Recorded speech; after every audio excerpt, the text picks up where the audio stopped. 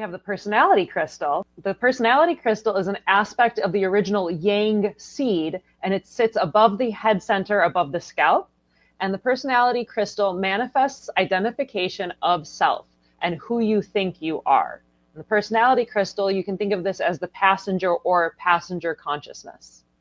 It's that passenger consciousness that we're trying to get people to understand who's noticing. So there's two levels to this, and it's real important to take people through it. It starts out with who you think you are.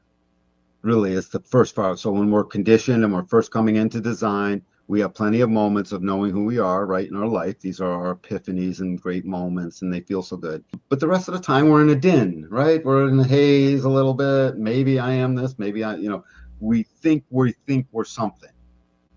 Okay.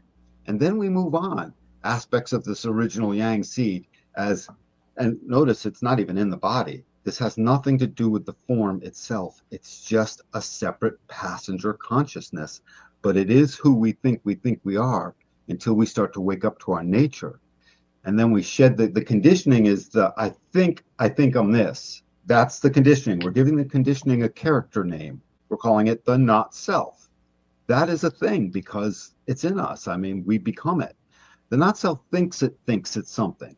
As you start to decondition that not self away, suddenly you just go into, I think I'm this.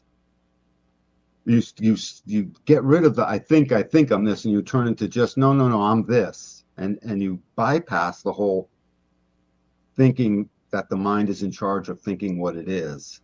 Soon we'll get you to notice who's noticing, because at the end of the day, the personality crystal, this passenger, again, passenger, it's not even in the body. Look, that's above the head center. That sits above the scalp. It comes in at the very end.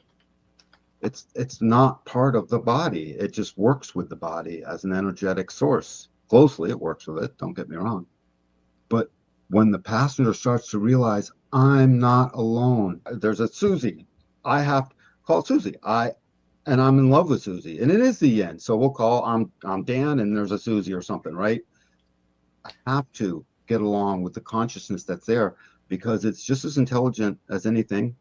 If it only had this outer authority, it would use the lips to speak the words it wants, but it has to communicate with us, and we have to get in tune with it again, so that when we speak for ourselves and our outer authority comes out, as we've been in our experiment, we suddenly are speaking our true self. Our true self can't know anything. That's why we're stuck with I think I'm this, because I don't know, until we get to know the other side, and the personality shakes hands with the design side and says, oh, I see you have all these gates, and we keynote you sort of this way, and we read things a little differently about you on this side. And I see I have all these black gates and lines and numbers and stuff, and I know I'm aware of that stuff. That stuff I'm used to, and read that off as who I think I am.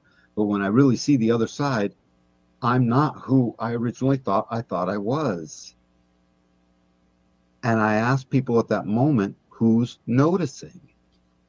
Your passenger. It's waking up. It's like, oh my God, I'm noticing that I'm noticing this.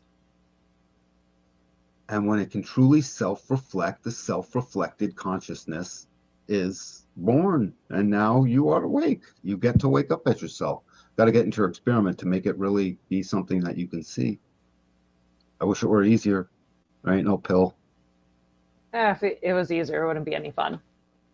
So personality, consciousness, passenger. What does a good passenger do, Moni? Sit down in the back seat and be quiet. And look out the window. Enjoy the ride. Enjoy the ride. Yeah, that's why I love the little like taxi graphic of like welcoming you in to like sit in the back and be the passenger. You don't have to be the backseat driver. You know, the taxi one is a perfect one because it's very inviting. It's the design, that's the design monopole, and the crystal is what that taxi driver is with the car vehicle itself, the body, the meat suit. And he's inviting, he wants to invite you in. Absolutely. So he's trying to get you to notice, I'm here. Let's fall in love again, like when we were 4. We loved when we were 4. We really did. You know, we have the capacity, and it's trying to remind us of that.